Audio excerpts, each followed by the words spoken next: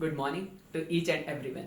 I am Sheersh Deo Arse, student of class 10th of DAP Public School, Pandavpara, Korea, Chhattisgarh. I am in front of you to tell a story entitled The Red Pen. There is something strange about a red pen, isn't it? It can build a dream or break one. It can mark mistakes or make one. This is a story about a student, teacher, and one mark that changed everything.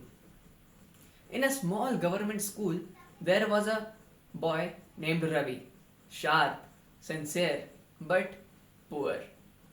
His uniform was faded, his shoes were torn, but his eyes carried a quiet fire. Every day, he used to stay back in classroom after the school to organize it for tomorrow, just to spend few minutes more in the classroom he loved. What was his dream? To win scholarship. This was the only way to continue his studies. When the final exams came, Ravi started working day and night and hard under a single dim bulb. But when results came, Ravi failed by Ravi failed to win the scholarship by one single mark. Then his class teacher, Mr. Datta, saw him sitting at the last bench, pressing tightly around his report card, and his lips were speaking silently, maybe praying, maybe asking why. On the same night, Mr. Datta opened the answer sheets again. He saw Ravi's handwriting, neat and honest. It showed effort, it showed hope.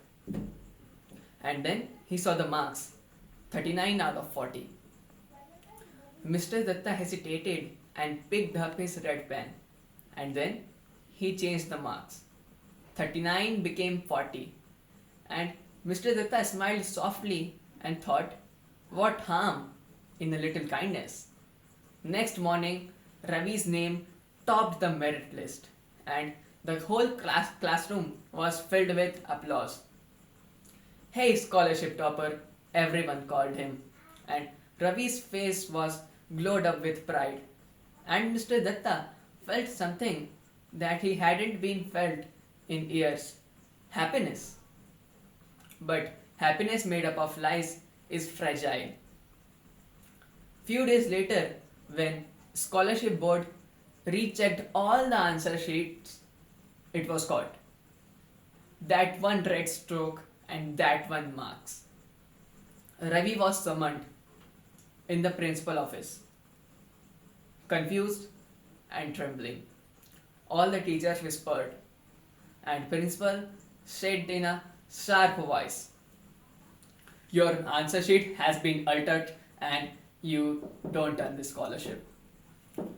It was like Ravi's dream that was made up of a ball of glass was just dropped on floor and everything broke up. Then Ravi turned his head and saw Mr. Datta. Mr. Datta was stood there.